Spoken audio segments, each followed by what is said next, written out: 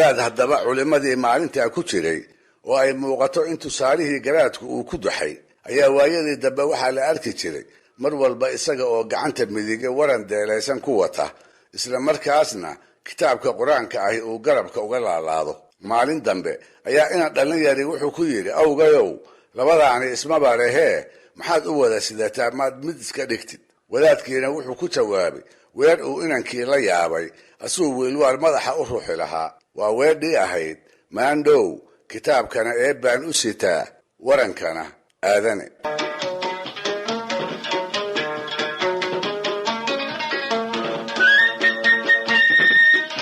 sheekooyinkii iyo waayihii garaad wiilwaal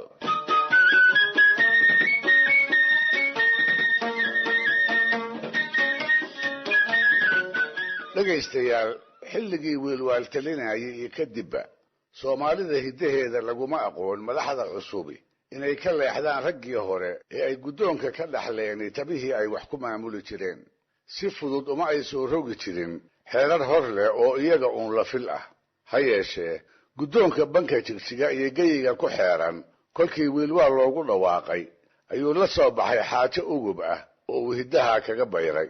sida qaramada casriga ahi yeelaan si u eg ayuu u abuuray xeerar isaga la da'ah kuwaasoo uu fulintooda ka dhigay wax dusha ka saaran cid kasta oo taliskiisa hoos timaada jabintoodana ciqaab weyn oo dilku ugu badnaa ay dadku ku mudan jireen wuxuu guddoomiyey oo xeerka koowaadii ahaa marba geyigu hadduu geyi colaadeed yahay nin kastaaba ha sheegtee in faras oo idil goob qura la isugu keeno laguna dhaqaaleeyo oo faras keliyihii ma dagaalamee wuxuu iyana qasab ka dhigay dhallinyaradii timan cagaarta ahayd ee fardaha ku gulfi lahayd oo qalabkoodu u dhan yahayna inay isla goobtaas diyaar ku noqdaan labada arrimoodba wuxuu uga jeeday feejignaan iyo haddii reeraha la soo weeraro in colka degdeg la isaga caabiyo oo marna aan tolka degnaan laga helin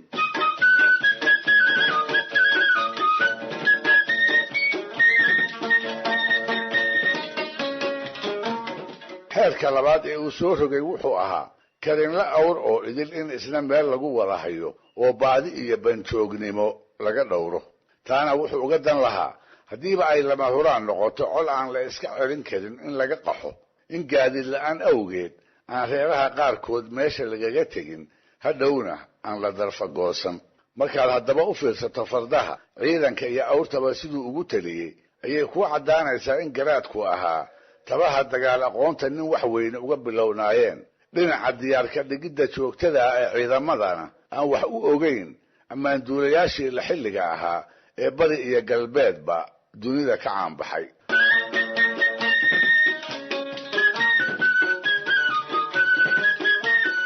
xeerka saddexaad ee garaad wiilwaal uu soo rogay dhaqaalaha ayuu ku saabsanaa wuxuu guddoomiyey qoysaska tolka inaan qaarna dherag iyo calool buuxda ku seexan qaar kalena hamuun iyo harimo la'aan la weydoobin hiddaha soomaalidu wuxuu ahaa reerka saboolka ahi inuu midka hodanka ah neef ama laba ka maashado inta ay irmaan yihiin shafeecsado goortii ay guraan amaba ay rimaanna uu reerkii awalba iska lahaa dib ugu soo celiyo waxay ahayd arrin dhaqanka miyiga aad ugu fog si aan fulinteedu sandullo ahayne ay samafal ahayd waxay badanaa ku xirayd reerkaa hodanka ah ninka ugu weyni siduu deeqsi iyo waxgarad u ahaa iyo kolba inta ay isu jiraan reerka nacfiyaridu hayso ee wax ka maashanaya wiilwaal isagu dhaqankaas samafal kama dhigine qasab buu ka yeelay reer geel badan xerada ugu jiro ayuu goor subaxa ku soo waabariistay hal ama laba intuu ka soo eriyey buu reer aan tuludna lagu ogayn gacanta ka geliyey nin awr badan leh ayuu laba ama saddex ka soo eriyey oo ku wax uu ku guuro aan haysan aqalkiisa ku hor arumay waxay la ahayd kadin geela nin haysta oo dhiiraha carruurtiisa ay caanuhu ku baryaan iyo nin aan halina u foofayni intay tol wada noqdaan inay col ku soo duulay si wada jir ah ay ugu jirib dhigaan taasina waxay i xusuusisaa laba meelisoo ku jiray allaha u naxariistay aadan gurey maxamed cabdille ti xogatus ahaydoo nin ay hilba ahaayeen uu beri u mariyey waa meelisyadii halqabsiga noqday ee ahaa nin ardaaga jiifa iyo nimaan soo afurinaynin inay hiil u soo wada ordaan sow-an garaf maaha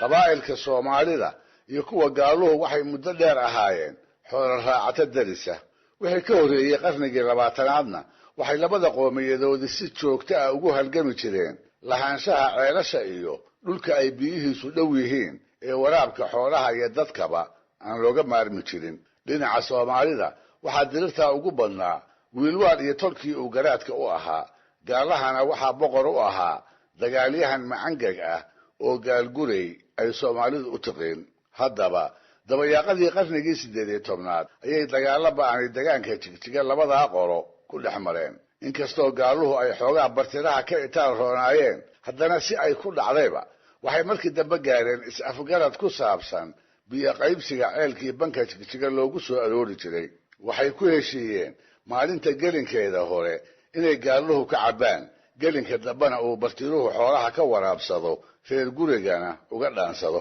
hase ahaatee muddo gaaban kadib ayaa waxaa soo ifbaxday heshiiskaas inuu bartiruhu ku hulgan yahay gaaluhuna ay ku guulaysan yihiin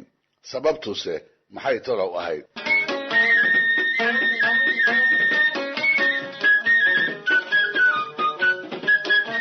waxaa la yiri dhulka ay Jigjiga ku taale waa dhul jilicsan sidaas darteedna ceesha laga qotaayo si fudud bay u duntaa gaaluhu waa barigii ayay yimaadaan ceeshii oo xalay si wacan u maaxatay markaas bay xoolaha ka waraabsadaan sidii kale oo ay doonaanna uga muraadsadaan gelin dambe ayaa la soo gaaraa kolkaasoo sidii lagu heshiiyey ahaa xilligii uu bartiruhu lahaa hase ahaatee iyaga iyo xoolahooduba waxay dawda soo gaaraan ceelashii oo cagtii geela iyo isdhafadhaafkii dawlisyadu ay jilciyeen dabadeedna dhowr hormo oo keliya markii ay ka waraabsadaan ayay wada dumaan iyada oo intoodii badnayd xoolihii ay soo aroorsadeen ay ka ooman yihiin haamihii dhaamankana aan lagu dhibcin waxay isku dayaan inay mar kale qodaanoo ay ciidda dibadda uga soo saaraan waxse ugama naasacadaadaan maxaa yeelay iyaga oo weli ciid bixintii ku hawlan xoolihiina ay ooman yihiin ayay maalin walba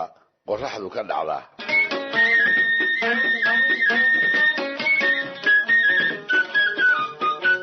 arrintaasi wiilwaal way u cuntami weyday haddii uu ka cawdayna gaalgurey wuu uga garaabi waayey markaas buu go'aansaday heshiiskii biyo qaybsiga ceelka Jigjiga ku saabsanaa inuu buriyo dabadeedna mahmaahdii ahayd ragciil cadaab buu ka doortay intay isdareensiiyeen ayay isaga iyo raggiisiba waxay tala kaga ibabeeshay isla weynida gaalgurey inay dagaal ka xigaan ha yeeshee tira iyo hubba laga badane sidee bay wax yeelaan oo dagaal waa lama huraane yay hiil u doontaanoo yay cudud iyo ciidan ugu irkan karaan kolba waxay tala gorfeeyaanba ugu dambaystii waxay ka badin waayeen inay u qayla dhaansadaan Soomaalidii xilligaa ugu ooda dhaweyd ee xagga bariga ka xigtay kuwaasoo loo diray erga ka kooban odaya culculus oo uu garaadku soocay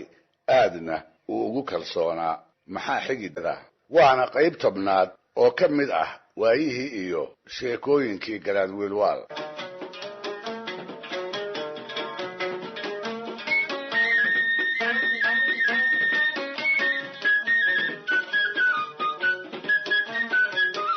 dhagaystayaal barnaamijkii toddobaadkii hore sidaad ku maqasheen oo halgankii lahaanshaha ceelka Jigjiga wuxuu bilowday biyo qaybsigiisa markay isku afdhaafeen Soomaalidii uu wiilwaal hormuudka u ahaa iyo gaalaha oo iyagana gaalgurey uu hogaaminayay garaad wiilwaal oo aqoonsanaa in tira iyo hubba laga badan yahay waatuu dabadeed u qayla dhaansaday Soomaalidii xilligaa ugu ooda dhaweyd ee xagga bariga ka xigtay waatuu u diray erga ka kooban odaya magac lahaa oo isagu uu soocay aadna uu ugu kalsoonaa oo waa dhaqankii hore ee Soomaalidu tabtuu ahaaye si gobeed baa ergada loo martigeliyey toddobaad markii ay reeraha dhex joogeenna waxaa loo sheegay war ay aad u jeclaysteen waxaa loogu bishaareeyey fariintii garaadka in la yeelay codashadiisiina laga ogolaaday si aan leexleexad lahayn baa loogu ballan qaaday in loo soo gurman doono oo rag farda iyo qalab dagaalba loo soo diri doono si ay iyagu ceelka ugu adkaadaan ergadii oo sidaa u guulaysan ayaa u darbatay sodcaalkii ay ugu noqon lahaayeen galbeed iyo dhulkoodii ha yeeshee intii aanay anbabixin ayaa oday ku jiray cidihii ay martida u ahaayeen waxa uu weydiiyey su'aal ay ka garaabeen jawaab wacanna ay ka bixiyeen wuxuu ku yidhi ragow degmadayada iyo tiinu waa kala durugsan yihiin ninka laba lugoodka ahi toddobaad ka badan malaha waa isaga socdaa marka waxaan garan la'ahay sida annagu aan ku ogaanayno in ciidankiinu uu noo soo dhow yahay iyo kolba inta uu noo soo jiro waa gartii su'aashuyo dhulku waa kala fog yahay waagaasna lama aqoon qalabka uu aadanuhu gadaalkii bartay ee aanu maanta haysanno qalabka iyada oo kumayaal mayl la isu jiro la iska maqlo fariimahana la isugu tabiyo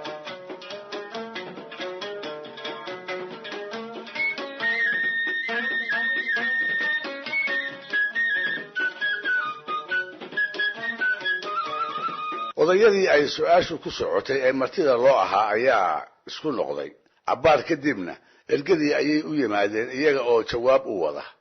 waxay ku yidhaahdeen hadda iska ambabaxa reerihiinna markaad gaadhaan warmihiinna xayr ama subag mariya dabadeedna dul saara xero walba bawdkeeda marka aad ku aragtaan habaas yar oo fuulay waxaad ogaataan 2 maalin socod in ciidanka iyagu uu idiin soo jiro mugga xigana haddii aad aragtaan habaaskii oo warmaha wada qariyay waxaad ogaataan in 1 maalin socod uu ciidanka iyagu idiin soo jiro waxay baaq ka dhigteen siigada ka dhalan doonta qoobabka fardahooda iyo dhulka ay gaari karayso ee ay masaafadana uga qiyaas qaadan jireen sidaas baa maalintaa lagu kala tegi dhinaca kale intii ay ergadu bari ku maqnayd wiilwaalna wuxuu ku hawlanaa siduu dadkiisa ugu darbi lahaa dagaalka soo aadan ee lama huraanka noqday wuxuu bilaabay ragga xoog gala oo idil inuu gaar u sooco oo ciidaha dhexdooda ka saaro si ay ugu tababartaan halganka ay gaalaha la geli doonaan ee isha baalkeeda u soo jirsaday ciidankii ayuu si fiican ugu habeeyey goobta ba'an ee soo dhowaatay wuxuu u qaybiyey 5 qaybood mid walbana wuxuu u qayday dhinaca ay dirirta ka geli doonto midigta bidixda bartamaha hore iyo gadaal dagaalyahan walba wuxuu u sheegay qaybta uu ka tirsan yahay qayb walbana wuxuu u qeexay goorta ay dagaalka geli doonto iyo ragga ay ku geli doonto tiradooda waa habkii waayadii hore marka la duulinayo ciidamada loo qaybin jiray ciidanka sidaa loo habeeyo waxay carabtu ku magacaabi jirtay khamiis sidaad ku arki karaysid meel isku jira gabaygii nabi ammaanka ahaa ee uu tirin jiray allaha u naxariistee imaam maxamed bin saciid al-buusiri waa gabayga burdaha loo yaqaan ee nabadgelyo ee naxariisi korkiisa ha ahaatee rasuulka ciidamadiisa kolkuu tilmaamayay uu ku lahaa yajurru baxra khamiisin fawqa saabixatin yarmi bimawjin min alabtaali multatimi